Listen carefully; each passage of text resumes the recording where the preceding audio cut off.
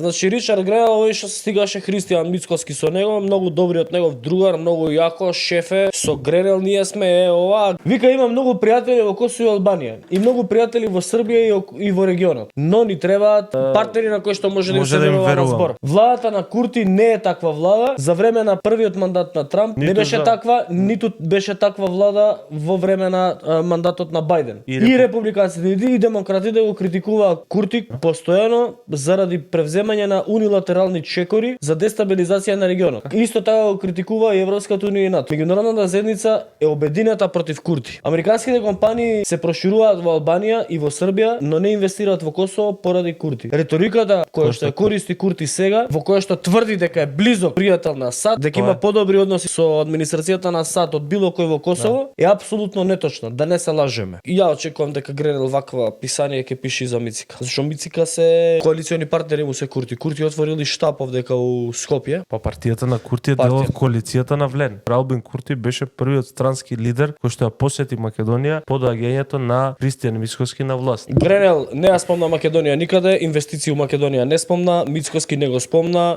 Курти, Албанија, Србија, Македонија нигде спомната, џабе седеше Мицкоски со него кафиња да пие и Гренел вртеше грб према апаратот.